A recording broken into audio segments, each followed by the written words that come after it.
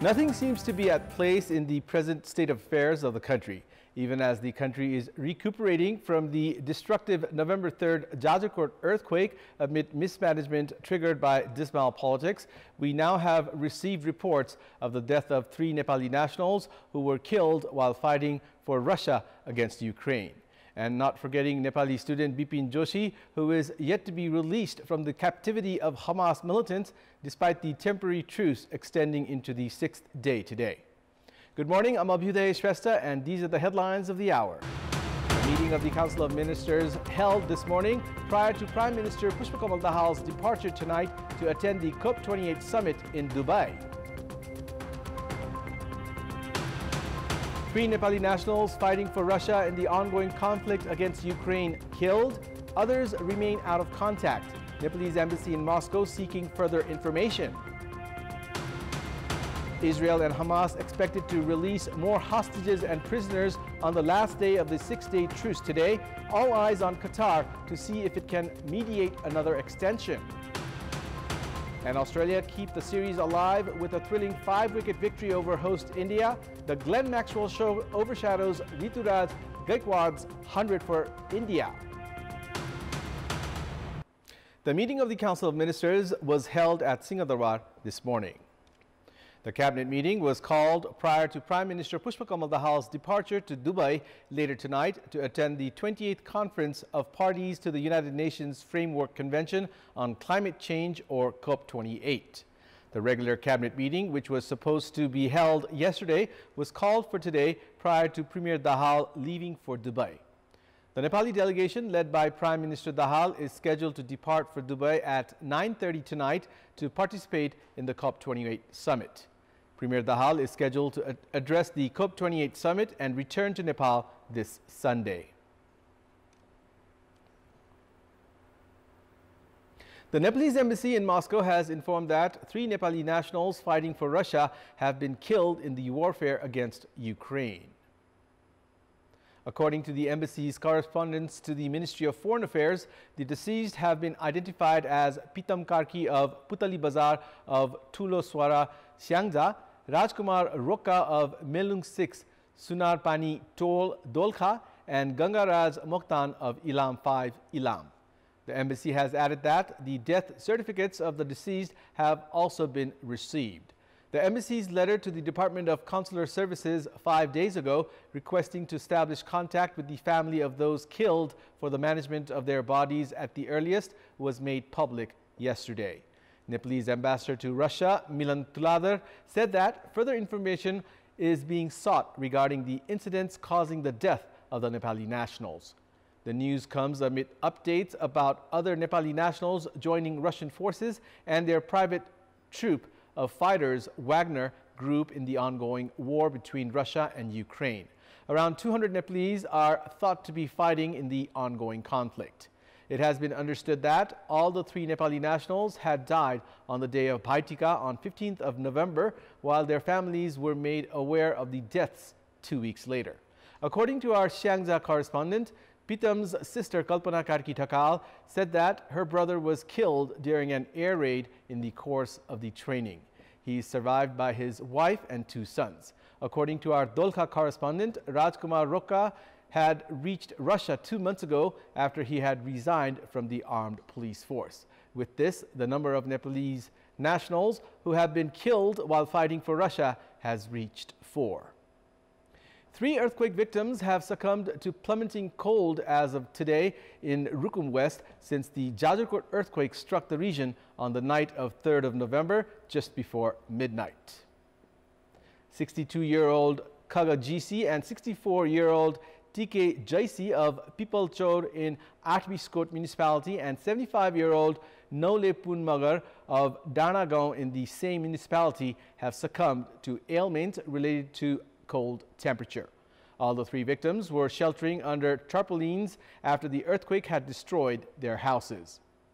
TK Jaisi was an asthma patient as he died on Sunday night. Likewise, Nole Punmagar, another asthma patient, died on Monday night, while Kagajisi succumbed to cold last night. The plummeting temperatures in the hilly districts of Karnali province has made life all the more difficult for the earthquake victims. Controversial businessperson Durga Prasai, who has been protesting in Kathmandu in recent time, had put forward the victims of cooperatives and microfinances. Prior to this, those suffering from the high interest rates of cooperatives and finances had been protesting in Kathmandu. The Central Investigation Bureau, CIB, of Nepal Police had initiated investigations after a series of embezzlement of funds by cooperatives. Serious questions have surfaced regarding the source of billions of rupees collected by the cooperatives and where the funds are now. Operator of civil cooperative Ikcharaz Tamang was arrested for embezzlement of funds last year. Tamang had invested 5.67 billion rupees of more than 1,200 depositors in his own business. He sold housing in the name of civil homes, but the depositors did not receive their amount. Questions still remain regarding where Tamang used such a large amount of money. Even after the incident, the government remained indifferent regarding the operations of cooperatives, which led to another misappropriation of funds by Shivashikar Cooperative, which is being investigated by the CIB. No entity found anything about 22 billion rupees of the cooperative chaired by Kedar Sharma being invested in Vietnam and India. Action has been taken against the operator of Deurali Savings and Credit Cooperatives after embezzlement of more than 2 billion rupees. However, operators of many other cooperatives have already absconded after misappropriation of large amount of money. The CIB is of the understanding that the funds embezzled from the cooperatives landing in foreign countries was a sensitive issue. The entity has been investigating 14 cooperatives for misappropriation of funds in the past 3 years, where around 30 billion rupees has been embezzled by the operators. Meanwhile, many individuals who deposit their funds at cooperatives with high interest rates have not even filed complaints. Individuals have deposited up to 50 million rupees, but the source of such funds have not been identified. More than 50 individuals alleged of embezzlement from cooperatives are still at large. The CIB has said that cases of money laundering and investment in terrorism could surface if transactions of cooperatives and microfinances are not monitored. The lack of clarity regarding the status of such large amount of funds also raises questions regarding financial good governance. In our Public Voice segment, we had asked people in several provinces regarding ways to secure savings of depositors at cooperatives. Let's take a look at what they had to say.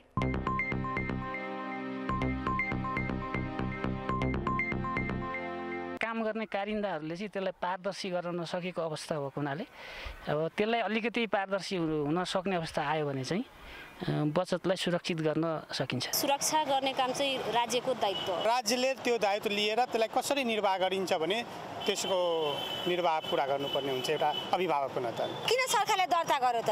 सरकारले जब दर्ता गर्छ भने उले जिम्मा लिनै पर्छ। यो पैसाको जिम्मा चाहिँ सरकारले नै लिनुपर्ने हो। सहकारीमा बचतकर्ताहरूको बचत सुनिश्चित गर्नका लागि निक्षेपकर्ताहरू आफू नै चनाखो हुनुपर्छ। बचतकर्ताको यो संस्थाहरूसँग ठग्ने संस्थाहरू यिनीलाई चाहिँ कालो सूचीमा राखी सरकार कार्यबाट कडा कारबाही हुनुपर्छ। सहकारीमा आबद्ध हुनुभन्दा पहिला सहकारी कस्तो कुन किसिमको सहकारी कस्ताहरू व्यक्तिहरू छन् भनेर राम्रोसँग बुझ्नुपर्छ। बचतकर्ताहरू आफै नै सचेत हुनु पर्यो अनि राष्ट्र बैंकले पनि अलि निगरानी राख्नुपर्छ।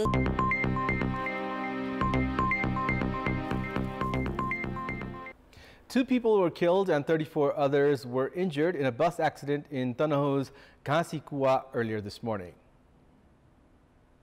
According to the police, the bus traveling from Mugling to Pokhara met with the accident at Ghansikua along the Prithvi Highway at around 5:45 this morning after losing control and veered off the road.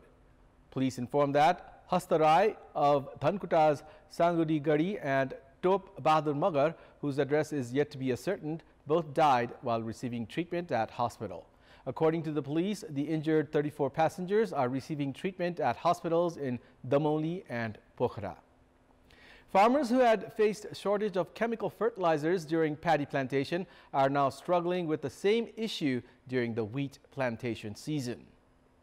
Despite the claim of adequate fertilizers in 40 offices of Krishi Samagri Company, the government entity for agricultural resources, farmers have been facing complications in receiving fertilizers because of delay in distribution. Despite the subsidized chemical fertilizers being distributed through cooperatives, farmers continue sharing grievances regarding complications in receiving the fertilizers. Meanwhile, the Ministry of Agriculture and Livestock Development has said that the complications may exist in distribution instead of shortage of fertilizers. The Krishi Samagri Company and Salt Trading Company, assigned with the responsibilities of procurement of subsidized fertilizers, have more than 93,000 tons of chemical fertilizers in stock. Government officials have claimed that this stock is adequate for the wheat plantation season. The government of Nepal provides 53 rupees per kilogram in subsidy for urea fertilizers and 51 rupees for diammonium phosphate or DAP. Budget has been allocated for the procurement of chemical fertilizers worth around 30 billion rupees in the ongoing fiscal year. Wheat is planted over 654,000 hectares of land in Nepal. Despite production of 2.1 million tons of wheat each year, it fails to meet the demand by around 800,000 tons. It's now time for our segment Public Pulse, where you text us with your opinion. Public Pulse. Here's the question. What should be done to ease distribution of chemical fertilizers? Your options are A, adequate import, B, regulate distributors, and C, domestic production. The voting is on. Type any WS, select your option A, B, or C, and send it to 34001 to share your opinion with us. And it's time now for the international updates.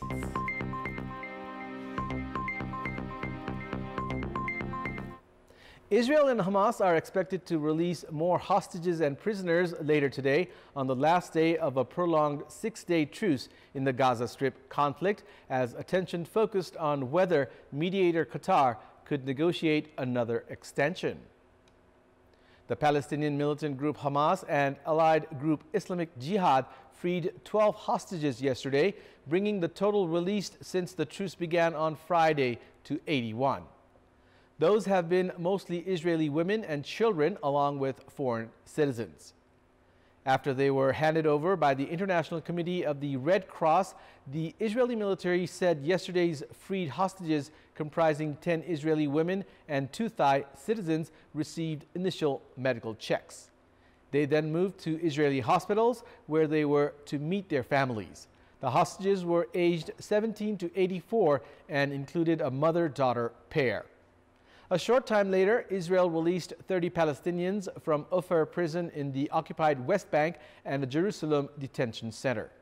The Palestinian Prisoners Club, a semi-official organization, said half were women and the remainder were teenage males. That brought the total number of Palestinians released under the truce to 180. The hostages were among some 240 individuals seized by Hamas gunmen during a rampage into southern Israel on 7th of October last month, in which Israel says 1,200 people were killed. Israel's bombardment of Hamas-ruled Gaza in retaliation has killed more than 15,000 Gazans, including 5,000 children. The Chief Minister of Uttarakhand State said 41 workers were rescued from a collapsed tunnel in northern India late yesterday and will be kept under medical supervision in hospital.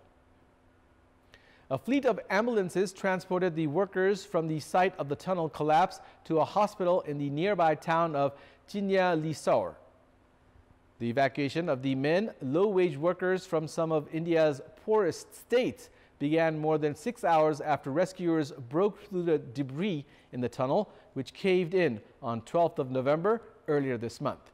Government agencies managing the unprecedented crisis had on Monday turned to rat miners to drill through the rocks and gravel by hand from inside the evacuation pipe pushed through the debris after machinery had failed. That's all for the moment. Thank you for watching. Have a good day.